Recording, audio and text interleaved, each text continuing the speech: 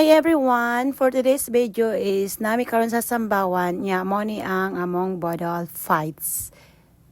So wa pa mi moabot og Sambawan guys, ning sakay mi og lancha mo ni among gisakyan. So while nga nagsakay mi sa lancha guys is nangaon mi mo na among pagpamahaw guys kay gipanggutom na jud mi ana guys og hinikayay hinakot sa mga gamit pagkarga guys. Sa nangutana is asa mi mo to, yes mo to mi og Sambawan guys kay nangutana siya og asa daw kono mi, so mga tumi og Sambawan karon.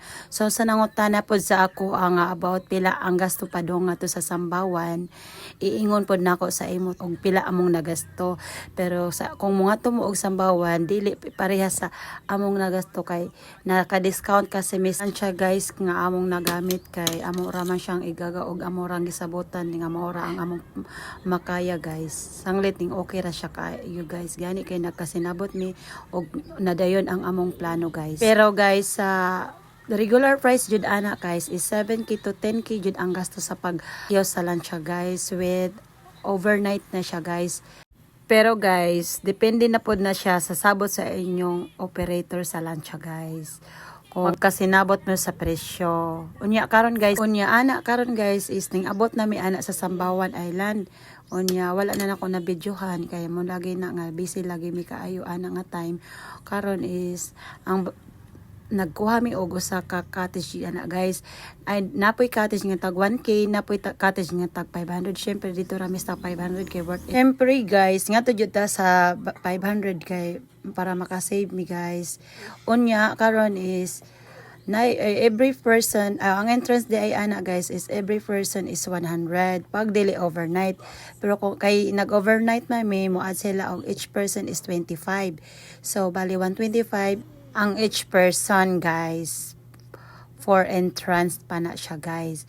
So kung nagdala mo og tent, every tent guys na 50 ang bayad. So what if kung upat ka 10, so magbayad ko og 200 kay upat man among dala nga 10. Nya guys is ganahan ko ang among pagganha kay organize kaayo guys kay kanang nagtinabangay mo sa mga trabahon, sa among pagkaon, busog mi tanan, wala ay gutom, permente among pagkaon, tagahunaw na namo is kaon, among feel gay nako guys is dili ang among pagngana is pangaligo kundi kaon jud. Nakabantay ka nga puro mi tanan busy guys kay naka-organize kung unsa among lutoon karon dito amo na nagisabot dito kung unsa among lutoon sa pamahaw paniud to panihapon kay bali kaupat mamimo kaon ana guys diha sa Sambawan kay paniud to is pag-abot na mo is paniud to na siya guys.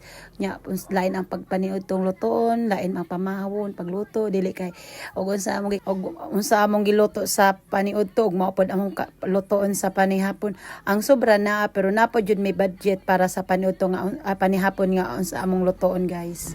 Unya karon guys is mao na ni tanan ang among naluto ganiha guys. O sa among pag hinikay guys mao ni tanan ang among gipanghikay. Among gibudol guys is nagpaklay mi ana tapos nagkinilaw tapos lumpia og hotdog. Maora na among gibudol-budol pa tas gibutangan na mog decoration og pineapple og watermelon. Oo. Og mora na tanan guys. Og mga ontani nyo guys.